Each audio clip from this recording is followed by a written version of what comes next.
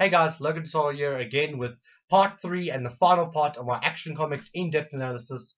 And really have been enjoying making these videos. I've been loving talking about a comic book series that I absolutely love. And yeah, today we're going to be covering the last two segments of this thing. Today we're going to be covering the special covers, comic books that they released. Basically what happened was a while ago they had this Villains Month. And every comic book they would feature certain villains. Like for instance, with Action Comics, they featured 4 different comics, and it would be like 23.1, 23.2, 23.3, and 20.4. And each issue basically focused around a specific villain in the DC unit, a specific villain of that character, and it was across all the comics. And all these comics just had all these Villains Month issues, and it was a very nice thing. But anyway, I want to talk about them. Okay, first one I want to talk about is the Cyborg Superman. Okay, now you can't really. Okay, yeah, you can't really see it well in the video, but yeah, because the camera doesn't really capture it. But if you actually could physically see it, it's actually a 3D cover, which is really nice. And this comic book basically just covers the Cyborg Superman and his origin story. Well, his New 52 reimagining of his origin story, and it is a really good book. Very good. I quite like his New 52 look. His New 52 looks quite cool. He's got like that normal arm, and then he's got like that cool like claw thing that like makes like the big laser. You can see like the big fingers and stuff. And yeah, this comic book is like really good. One thing I found kind of weird about these Villains Month issues is that in the cover you see them battling the hero, but in the issue the hero is like not at all in the issue. Like this issue just focuses completely around Cyborg Superman, and all of the other Villains Months, even the ones from the other comics like the Batman comics and the Teen Titans comics and the Justice League comics and all the New 52 titles, they don't actually show the hero. It just focuses mainly on the villain. But this is a very good story. If you're not familiar with Cyborg Superman, or you're a big fan of Cyborg Superman, I really recommend this. New readers will appreciate new readers will appreciate a explanation and origin story of the character, and fans of the character will probably like the new reimagining. I don't know, it depends how you feel about it, but this is very good, and I'm not going to give any spoilers, but the origin is it's very different, but very good, very good.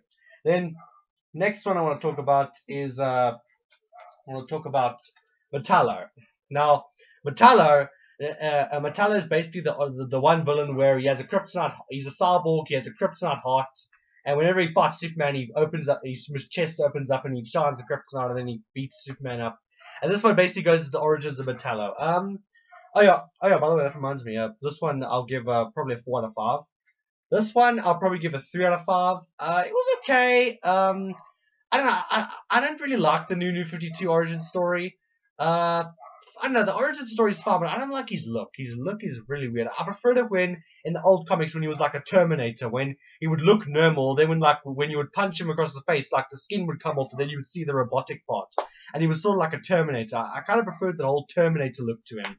And this one, he just looks like a supersized Robocop, you know? Well, I don't know, yeah, 3 out of 5. It was okay, but nothing special. Anyway, the last one I want to talk about, this is my favorite one of the Villains Month, is Lex Luthor. Now, Lex Luthor was just so much fun. This one, okay, obviously Lex Luthor is a very well-established villain, so they didn't have to go into any origin stories with him like the other two characters.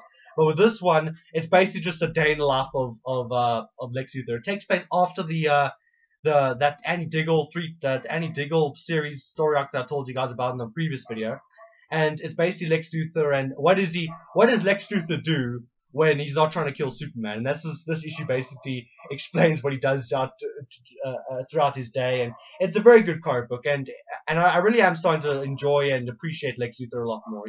He's pretty much become my favorite Superman villain now, and yeah, it's a very great issue, a 5 out of 5, very good thing, definitely buy it. Okay, now for the next segment, we're going to be talking about Greg Pak. Now, first let me just show you my covers. Okay, 25. Issue 25, 26. This is a cool cover. 27. This one's my favorite. 20, 25, 28, and 29. I haven't gone. Number 30 is out now, but I haven't gotten it yet. So yeah. But Greg Pak, when Greg Pak started, I was a bit skeptical. because Greg Pak, he did write World War Hulk and Planet Hulk for Marvel, and those stories were very good. But I remember after a period, when I started collecting, after the first Iron Man movie came out, I started collecting the Invincible Iron Man, and I started reading up about Iron Man, started really enjoying it. Anyway, then after a few issues of that, they released this War Machine series, which I also collected. And it started out so good, but it got very boring towards the end, and I was very afraid. I wasn't sure where I was still on the fence because I wasn't sure whether it would go badly or whether it would go good. But I'm proudly to report this series is good. Greg Pak is a good writer. He brings an interesting feel to the action comics. Basically, in this story arc, if you haven't seen my comical reviews, it's basically just about Superman meets Lana Lang, you know, the girl that he grew up with in Smallville. Anyway, and then he meets up with her, and she gets attacked by this giant alien.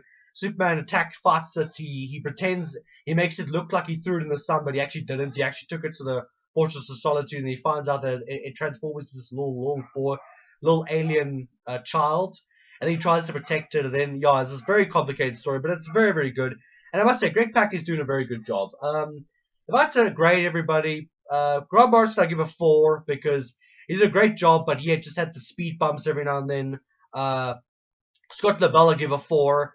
Scott Lobdell was very good. Andy Diggle I'll give a 5 out of 5. Andy Diggle was just amazing. And Greg Pak I'll probably give a 4 out of 5.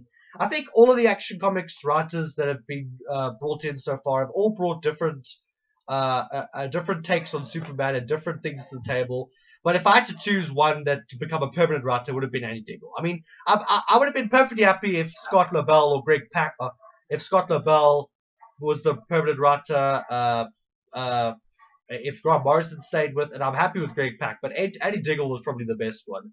But anyway, Action Comics it's a great series, it's a great Superman series. I love it. I collect it every month, and it's one of my favorite New 52 titles. So yeah, so seriously guys, if you're a Superman fan or want to get into comics, this seriously is a New 52 title to get. So yeah.